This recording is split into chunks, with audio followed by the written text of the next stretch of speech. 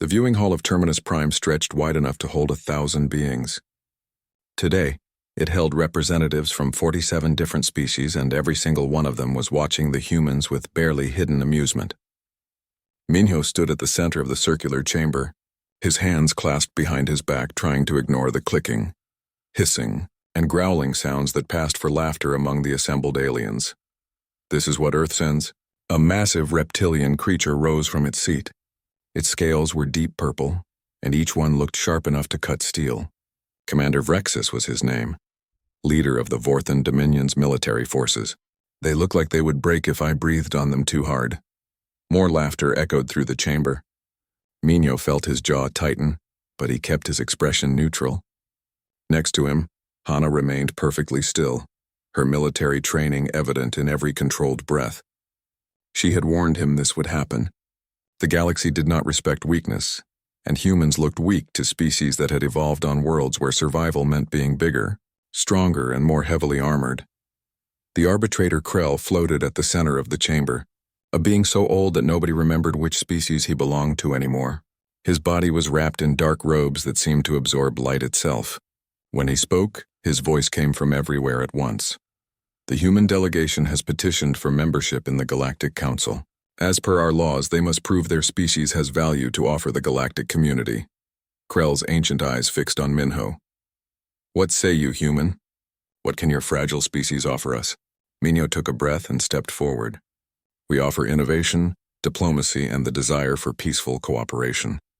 Humanity has unified our planet, eliminated most diseases, and reached for the stars despite having no guidance from older species. We have art, music, literature, and science that we wish to share with. Boring. Vrexus slammed a clawed fist onto his seat's armrest, shattering it. Words and pretty pictures. Every species has those. Show us strength. Show us that you deserve to stand among true predators. He bared his teeth in what might have been a smile. Or are humans simply prey animals who learn to use tools? The chamber erupted in agreement. A crystalline being from the Shardborn Collective chimed in, its voice like breaking glass. The humans' bones are hollow and weak. They have no natural armor, no claws, no venom. They need to eat multiple times a day or they die. How did such creatures even leave their planet? With machines and desperation, someone else called out, and the laughter grew louder. Hana leaned close to Minho and whispered, "We should leave. This isn't going well." But Minho shook his head. He had spent 5 years preparing for this moment, learning alien languages and customs, understanding what made the galactic species respect each other. It always came down to the same thing: power. Not economic power or technological power. Physical power. The ability to survive and dominate. "We accept your challenge," Minho heard himself say. The chamber went silent. Even Vrexus looked surprised. "You accept?" The reptilian commander's eyes narrowed. "You understand what that means? Trial by combat in the Blood Rings. You will face 3 opponents chosen from among the galaxy's finest warriors. Most species send their champions. You would go yourself?" "I would." Hana grabbed his arm. "Minho, you're a scientist, not a soldier. Let me do this." "The challenge was issued to me specifically," Minho said quietly. "Krell, what happens if I refuse?" The arbitrator's robes shifted. "Refusal means your species is deemed unworthy. Earth would be marked as a protected preserve, and humanity would be forbidden from leaving your solar system for the next 1,000 years. You would be isolated, alone, watching the galaxy move forward without you." Minho closed his eyes. He thought about Earth, about the billions of people who had waited so long to join the galactic community. He thought about the children who dreamed of exploring distant worlds. He thought about everything humanity had overcome just to get this far. "When does the trial begin?" he asked. Vrexus's smile widened, showing rows of serrated teeth. "Tomorrow. That gives you 1 rotation to prepare yourself and say goodbye to your companion. I will personally select your opponents." He looked at the other council members. "This should be entertaining. It has been too long since we had blood sport in the rings." The session ended with the sound of excited chatter. As the various species filed out, many of them glanced at Minho with something between pity and anticipation. To them, he was already dead. Just another foolish creature who overestimated his abilities. That night, in their shared quarters aboard the station, Hana paced back and forth while Minho sat calmly reviewing combat footage from previous trials. "This is insane." Hana said. You're a xenobiologist. Your specialty is studying alien plant life, not fighting alien warriors. I'm also a human, Minho replied without looking up. That has to count for something. It counts for nothing out here. These species have been fighting and conquering for millions of years. We just got here. She stopped pacing and faced him. Minho, I need to tell you something. Something about Earth that the Council doesn't know yet. He finally looked at her. What? Hana sat down across from him. Do you know why they sent a military attaché with you? Why Earth insisted on having military personnel in the delegation? For protection and security. Standard protocol. No. Hana's expression was serious. Because Earth Command knew this would happen. The galaxy respects strength and they needed to see what humans can do. But they also needed to understand why they should fear us. Minho frowned. Fear? We're not here to make enemies. No, but we're not here to be victims either. She leaned forward. Tomorrow, when you step into those rings, you need to understand something about yourself. About all humans. We come from a world that tried to kill us in every way possible. Predators, diseases, weather, other humans. We survived it all. Do you know what that makes us? Lucky? Dangerous. Hana's eyes were intense. More dangerous than anything the galaxy has seen in a very long time. But they don't know that yet. They see our soft skin and think we're weak. They see our need for frequent food and think we're fragile. They have no idea what we're really capable of. Minho turned back to the footage.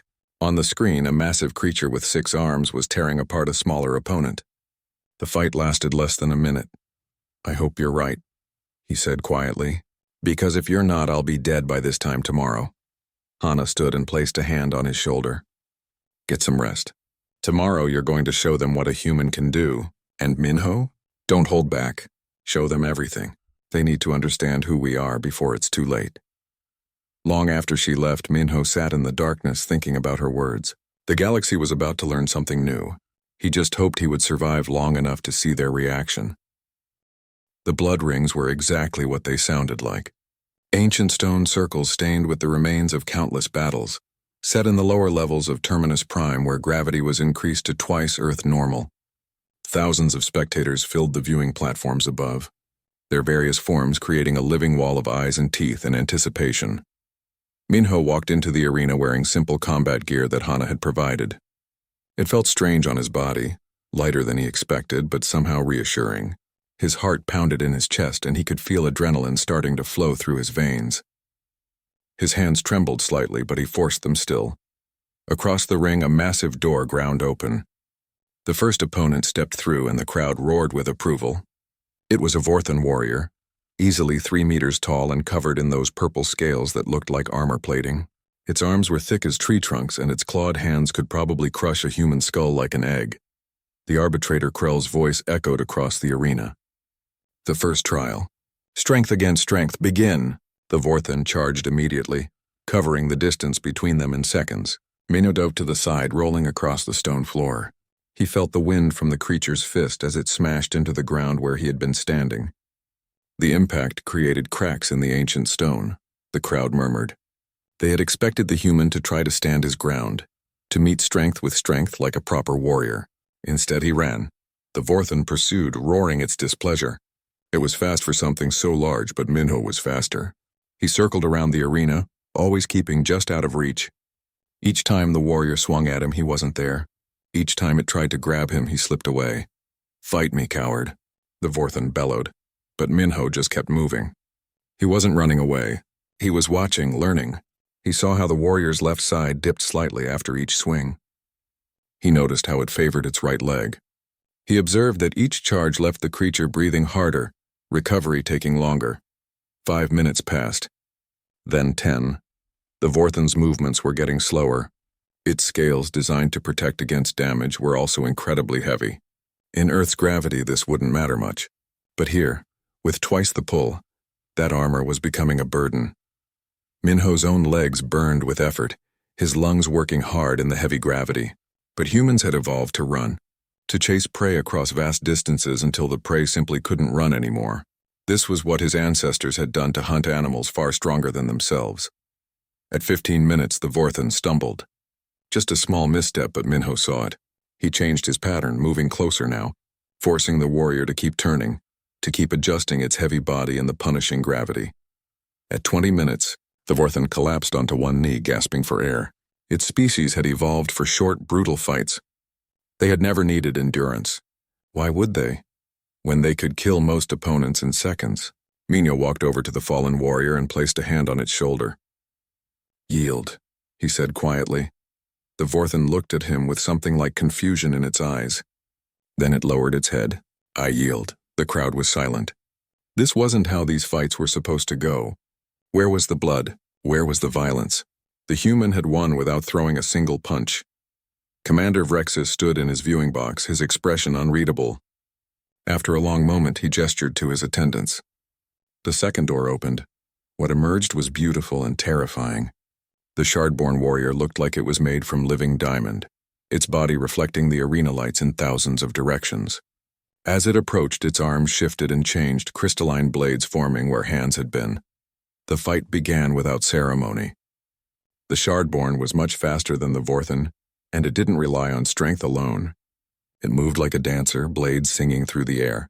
Minho tried his previous tactics, but the creature adapted instantly, cutting off his escape routes, herding him into corners.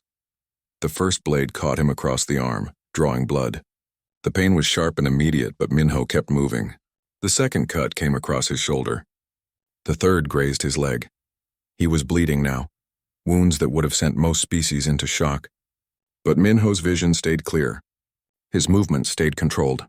Humans didn't shut down from pain the way other species did. Pain was just information, his body's way of telling him he was still alive, still fighting.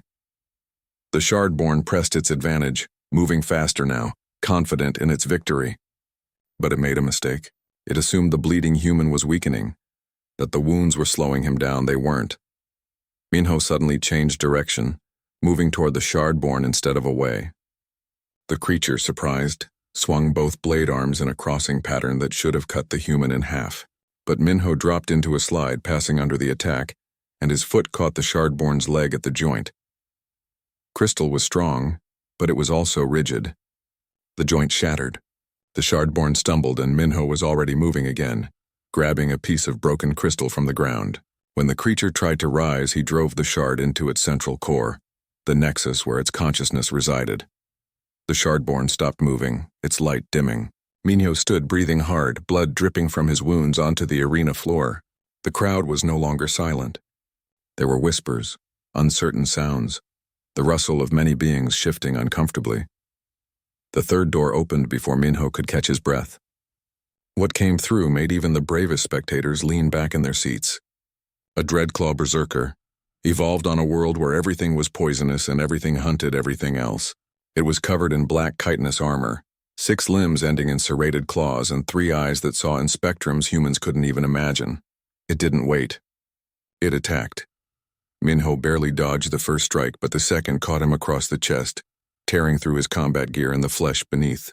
He felt ribs crack, felt his body trying to shut down from the trauma. But something happened then. Something that the galaxy had never seen before. Minho's body flooded with chemicals that overrode pain, pushed past damage, told every cell to keep fighting no matter what. His pupils dilated.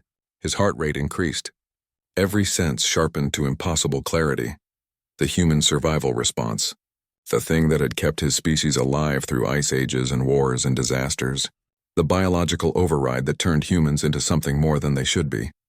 Minho moved differently now. Not with calculation, but with instinct that had been refined over millions of years. When the berserker struck, he was already moving, already countering. He grabbed one of its limbs and used its own momentum against it, slamming the creature into the arena wall. The berserker recovered and attacked again, faster and more vicious. But Minho matched it. Every strike was met with a counter. Every advance was turned into an opening. The fight became brutal, savage. Nothing like the calculated battle with the Shardborn or the endurance contest with the Vorthen. This was violence meeting violence. Finally, Minho got behind the berserker and locked his arms around what passed for its neck. The creature thrashed, cutting him with its claws, but he didn't let go. He held on while it struggled, held on while it weakened, held on until it finally went still. When Minho released his grip and stood, the arena was completely silent. He looked up at the viewing platforms, at the thousands of beings who had expected to watch him die.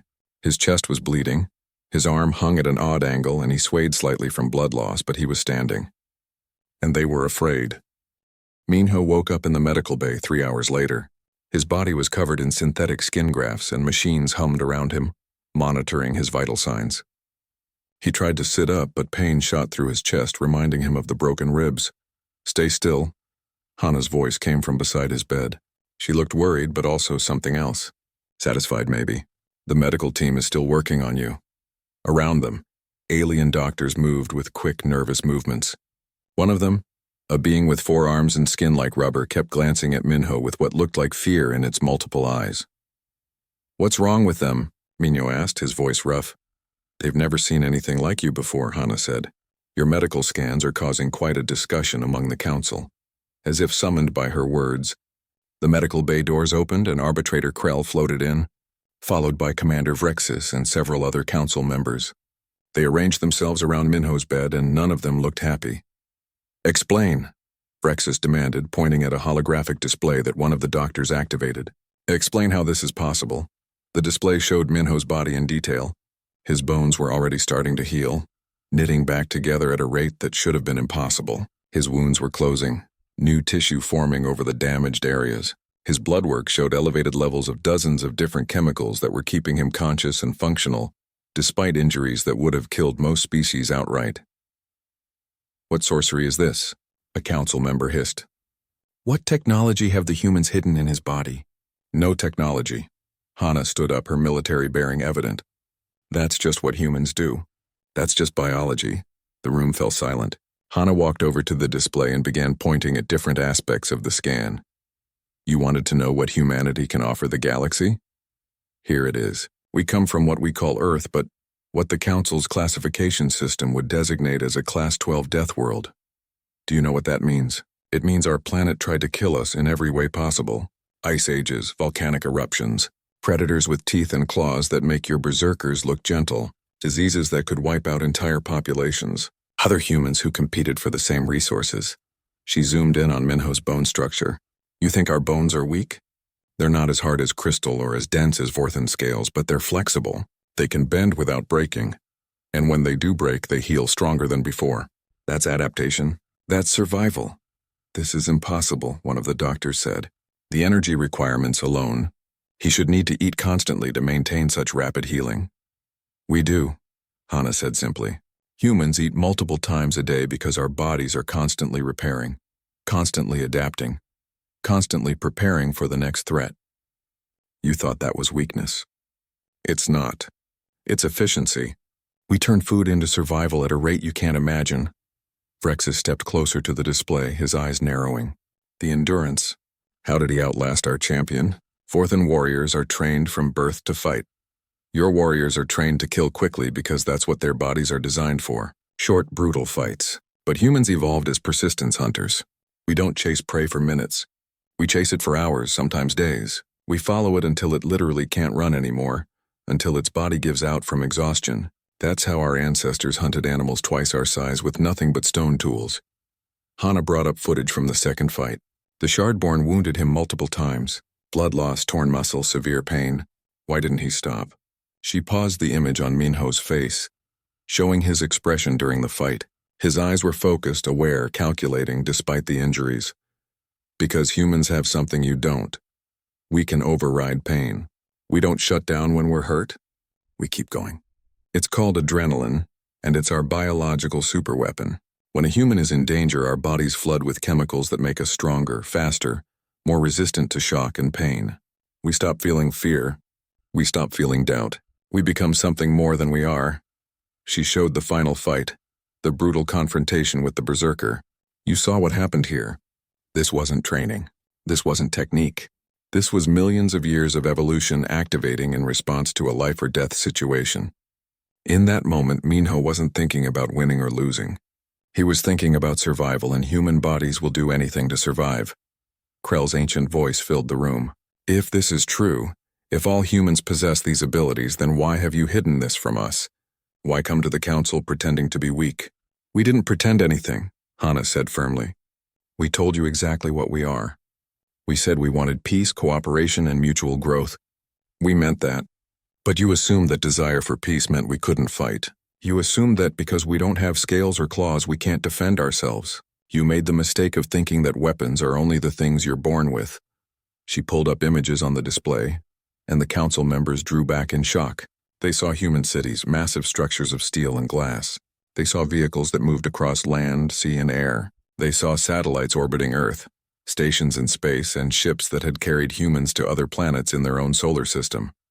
This is what humans build when we're not fighting each other. And this... She changed the display again, showing images that made several council members turn away in disgust. Wars. Destruction on a scale the galaxy hadn't seen in centuries. Weapons that could level cities, burn forests, poison entire regions. And in one image, a mushroom cloud rising over a destroyed landscape. This is what we build when we are fighting. That weapon harnesses the power of the atom itself. One bomb and an entire city dies. We built these weapons before we even left our planet. We used them on ourselves, and we've built things much worse since then. Vrexus was staring at the images with something like horror in his eyes. You're monsters. No, Hana said quietly. We're survivors. There's a difference. Monsters kill for pleasure. Humans kill when we have to protect ourselves and what we care about. We prefer peace because we know exactly how terrible war can be. We've lived through it. We've survived it. And we've learned from it. She turned off the display and faced the council directly. You asked what humanity can offer the galaxy. We offer partnership with a species that never gives up, that adapts to anything, that will stand by its allies through any threat. We offer innovation born from necessity and creativity born from our drive to survive. We offer loyalty to those who earn it and mercy to those who seek it. And if someone refuses these offers? Krill asked. Hana's expression didn't change. Then they learn why it's better to have humans as friends than enemies. Earth doesn't want to conquer the galaxy. We don't want to dominate other species. We just want to exist, to grow, to explore. But anyone who threatens that will discover what a Death World species is truly capable of. The medical bay was silent for a long moment. Then one of the doctors spoke up, his voice shaking slightly. His healing rate is accelerating. At this pace, he'll be fully recovered in 2 days. That should take weeks for any other species. Minho finally found his voice. So what happens now? Krell looked at him, at Hana, at the other council members. Now we vote on humanity's petition. But I think the outcome is no longer in doubt. He turned to leave, then paused. Tell me, human, if we had refused your petition without the trial, what would Earth have done? We would have gone home, Minho said. Disappointed, but not defeated. We would have developed on our own for another few centuries, then come back and asked again. We're patient when we need to be. And if we had tried to enforce the isolation, to prevent you from leaving your solar system? Minho met the arbitrator's ancient eyes. Then you would have learned that you can't cage something that refuses to stay caged. Humans don't accept limits that others try to impose on us. We only accept the limits we choose for ourselves. Krell made a sound that might have been a laugh. Yes, I see that now. Welcome to the Galactic Council, humanity. Let us hope we never regret this decision. The vote was scheduled for 2 days later, giving Minho time to recover and the council time to process what they had learned about humanity. But not everyone was willing to wait for the official decision. In the darkest sections of Terminus Prime, where maintenance crews rarely went and security cameras had blind spots, a meeting took place. Commander Vrexus sat at the center of a group of species leaders who all shared one thing in common. They feared what humanity represented. If they joined the council, everything changes, a Shardborn merchant said, its crystalline body glowing dimly in the low light. A Death World species with technology and ambition. They will not be content to simply participate. They will grow, expand, and eventually dominate. Then we stop them now, Vrexus growled. Before Earth knows what we've done. Before they can send reinforcements. There are only 37 humans on this station. We eliminate them. Claim it was an accident, and by the time Earth discovers the truth, it will be too late. You want to start a war? Another voice asked. I want to prevent one. Better to remove the threat while it's small than wait for it to grow. Vrexus stood, his massive form casting shadows across the room. I have ships waiting at the edge of the system. 2,000 trained soldiers. All volunteers who understand what's at stake. We strike fast, destroy the human quarters, eliminate any evidence, and scatter before station security can respond. Nobody objected. Fear was stronger than honor in this moment. 3 hours later, Alarms began screaming throughout Terminus Prime. Hana was in her quarters reviewing reports when the first explosion rocked the station. She was on her feet instantly, grabbing her weapon and communication device. All human personnel, this is Hana. We are under attack. Protocol 7, acknowledge. Her device lit up with responses. 36 voices scattered throughout the massive station, all confirming they understood. Protocol 7 meant they were being hunted, and they needed to survive by any means necessary. Minho was still in the medical bay when the attack began. The alien doctors fled immediately, leaving him alone with the machines that were still helping him heal. He heard gunfire in the corridors outside, heard screams in languages he had learned to recognize. The door burst open. 3 armed mercenaries rushed in, weapons raised. They saw Minho and grinned, thinking he was an easy target. They were wrong.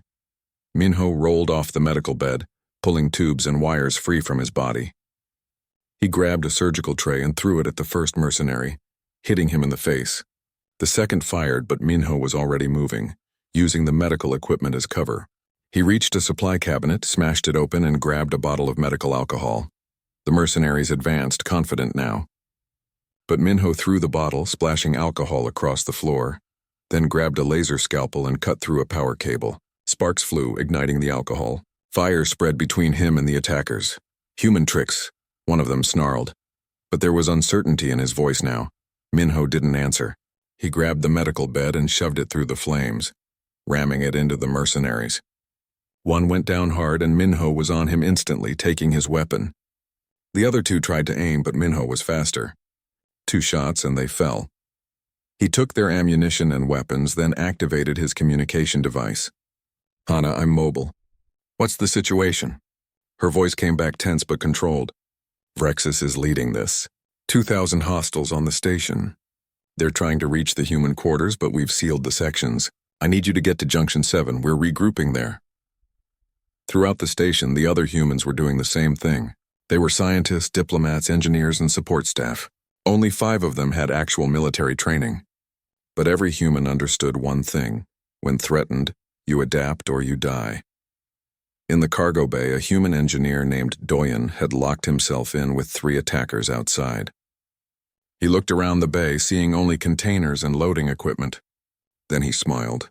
He activated the bay's atmosphere controls and began venting air, slowly dropping the pressure. The mercenaries outside could hear the alarms and realized what was happening. They tried to override the door, but Doyen had been trained on these systems for 3 years. When the pressure was low enough that the attackers were gasping for air, he opened the door. They rushed in, desperate, and he sealed it behind them. Then he slowly restored normal atmosphere while he sat safely in an environmental suit, watching them struggle with the rapid pressure changes that their bodies couldn't handle. In the maintenance tunnels, a human named Jisoo was being chased by a dozen armed soldiers. She was a communications specialist, small and quick. She led them deeper into the tunnel system, then suddenly stopped and turned around. The soldiers laughed at her apparent mistake, until she activated the industrial cleaning system. High-pressure water jets designed to clean massive starship parts hit the soldiers with enough force to slam them against the walls. In the confined tunnel, there was nowhere to dodge. By the time Jisoo turned off the system, none of them were standing. Hana coordinated everything from Junction 7, a central hub that gave access to multiple sections of the station. 18 humans had made it there already, and more were coming. She had turned the junction into a fortress, using construction materials to create barriers and setting up defensive positions. When Vrexus's main force arrived, they expected to overwhelm the small human group quickly. Instead, they found themselves in a killing zone. The humans had positioned themselves perfectly, with overlapping fields of fire and multiple fallback points. They used the station's architecture against the attackers, channeling them into narrow corridors where numbers meant nothing. But the mercenaries kept coming. For every 10 that fell, 20 more pushed forward. Hana knew they couldn't hold forever. "We need to change the game," she said to Minho, who had just arrived with 5 other humans he had collected along the way. "They have numbers.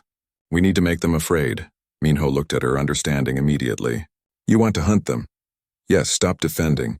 Start attacking. Make them remember what we are." She split the humans into small teams. Each team had a different section of the station to target.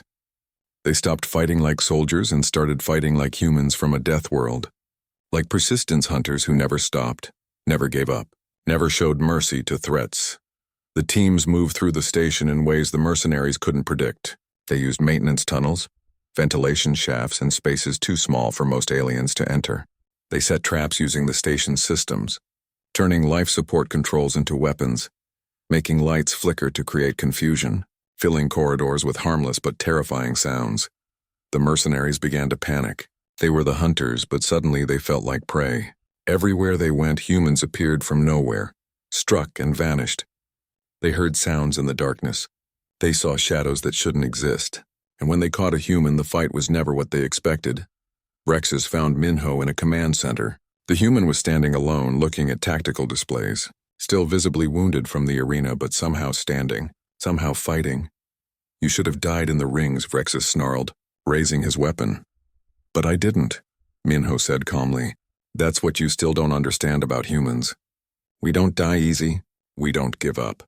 You hurt us and we keep coming. You wound us and we adapt. You think you're winning because we're bleeding, but we're still standing." Rexus fired, but Minho had moved. The shot hit the control panel behind him, causing sparks and smoke. In the confusion, Minho attacked not with skill or technique, but with the desperate fury of a species that had survived everything the universe threw at it. When Hana arrived moments later, she found Rexus on the ground unconscious, and Minho leaning against a wall, breathing hard. "Is it over?" he asked. "Their forces are retreating. Station security has finally mobilized. We won. How many did we lose?" "None. 37 humans came to this station. 37 are still alive." Hana smiled grimly. "But 2,000 came to kill us. Less than half are leaving." The word would spread quickly through the galaxy. 37 humans had defended a station against an army and won. The species from a death world had shown everyone exactly what that meant. The security footage went viral across the galaxy within hours. Every species with access to the galactic network saw what happened on Terminus Prime. They watched 37 humans defend a station against 2,000 trained soldiers. They watched humans turn their environment into a weapon, watched them fight through injuries that should have been fatal, watched them hunt their hunters with cold efficiency. By the next morning, the council chamber was packed. Every seat was filled, and thousands more beings watched through remote feeds. The mood was different from the first meeting. There was no laughter now, no mockery.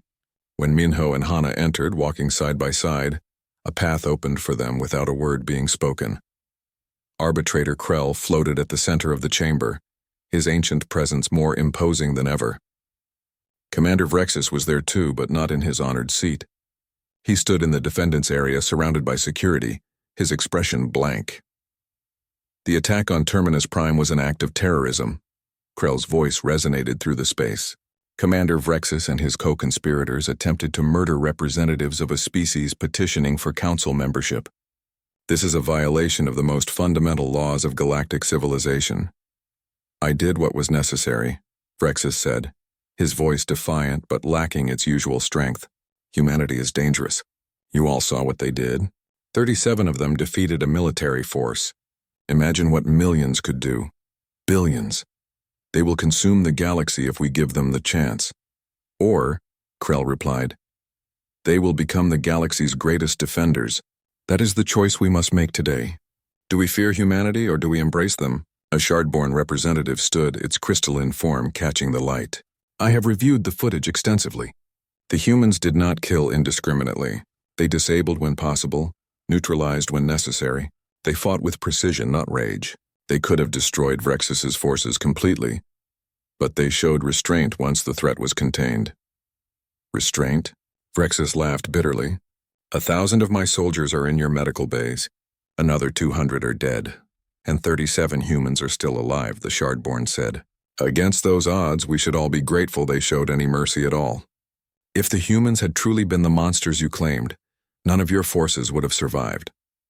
Other council members began speaking, and Minho noticed something interesting. The species that had mocked humanity days before were now debating the best way to establish diplomatic relations. The ones that had questioned human value were now discussing trade agreements and cultural exchanges. Fear had transformed into respect, and respect was opening doors that friendship alone never could. "The vote," Krell announced. "All in favor of granting humanity full membership in the Galactic Council?" The chamber lit up with affirmative signals. One after another, species that had laughed at the humans now voted to welcome them. Even some of Rexus's own people voted yes, unwilling to be associated with his failed attack. Unanimous, Krell said, and something like satisfaction entered his ancient voice. Humanity is now a member of the Galactic Council. Furthermore, given their demonstrated abilities in crisis situations, I propose they be offered a seat on the Security Directorate. This caused more discussion, but the vote passed again. Minho felt Hana's hand on his shoulder squeezing gently. They had done it. Earth was no longer alone in the universe. There is still the matter of justice, Krell continued, turning his attention to Rexus. You attempted to commit mass murder. Your actions endangered the station and everyone aboard it. The penalty for such crimes is exile to the prison world of Kragan, where you will remain for the rest of your natural life. Rexus said nothing as security led him away. His era was over. The galaxy was changing and he had failed to stop it. After the session, Minho and Hana stood in the observation deck, looking out at the stars. Other beings approached them constantly now, offering congratulations, requesting meetings, asking questions about Earth and human culture. It was overwhelming but also encouraging. Do you think we did the right thing? Minho asked quietly during a brief moment alone. Showing them what we're capable of? Some of them are terrified of us now. Good, Hana said. Terror fades. Fear becomes respect. Respect becomes partnership. It's better that they fear us a little now than underestimate us later. The galaxy needed to understand that we're not prey, we're not weak, and we won't be victims. A young member of a species called the Pelthera approached them hesitantly. She was small with soft fur and large eyes, the kind of being that probably got overlooked in galactic politics. Excuse me, she said in careful standard. I wanted to thank you. My species has been trying to join the council for 50 years, but we were told we were too small, too weak, not worth considering. After seeing what you did, seeing how you were underestimated and then proved everyone wrong, the council has agreed to review our petition again. Minho smiled. Good. The galaxy should be for everyone, not just the strong. But you are strong, the Pelthera said. Stronger than any species I've ever seen. We're survivors, Hana corrected gently. There's a difference. Strength is about what you can do. Survival is about refusing to stop no matter what happens. Any species can learn that. The Pelthera left with a thoughtful expression, and more beings came to speak with them. Hours passed before they could finally return to their quarters. The next day, a message arrived from Earth. It had been transmitted the moment news of the attack reached home, and it had taken hours to cross the vast distance between stars. Minho played it on the communication screen. The president of Earth appeared looking grave. To all human personnel on Terminus Prime, we have heard about the attack. We are sending ships to bring you home immediately if you wish to return. No one will judge you for leaving. What you've endured, what you've accomplished is beyond anything we asked of you. The message continued. However, if you choose to stay, know that Earth stands behind you. We are proud of you. You have shown the galaxy who we are, and you have opened doors for all of humanity. The choice is yours. Minho looked at Hana, then at the other humans who had gathered to watch the message. What do you think? Toyin spoke first, the engineer who had used the cargo bay pressure systems. I didn't come to space to run home the first time things got difficult. We have work to do here. Jisu nodded. Besides, if we leave now, the galaxy will think they scared us away. Can't have that. One by one, all 37 humans agreed. They would stay. They would fulfill their mission. They would be humanity's representatives in a galaxy that finally understood what that meant. Months passed. The footage of the attack became required viewing in military academies across multiple species. Tactical analysts studied how the humans had fought, trying to understand their methods. Psychologists examined the human response to threat and danger. Biologists marveled at the healing rates and endurance. But more importantly, human culture began spreading through the galaxy. Music, art, literature, and philosophy from a death-world species fascinated beings who had never encountered anything like it. Humans wrote about hope in the face of despair. They created beauty in recognition of horror. They dreamed of better futures while remembering terrible pasts. Minho eventually returned to his work as a xenobiologist, but now he did it as part of collaborative teams with alien scientists. Hana took a position in the Security Directorate, helping to train defensive forces in human tactics. The other 37 humans found their own places in the galactic community, each one a bridge between Earth and the stars. Years later, when new species petitioned to join the Council, they often referenced humanity as an example. They didn't just point to human strength or human technology. They pointed to human persistence, human adaptability, and human refusal to give up even when everything seemed hopeless. The galaxy had learned a lesson on Terminus Prime. It wasn't about being the strongest or the most dangerous. It was about being unwilling to accept defeat, about adapting to any challenge, about standing up for yourself and protecting what mattered.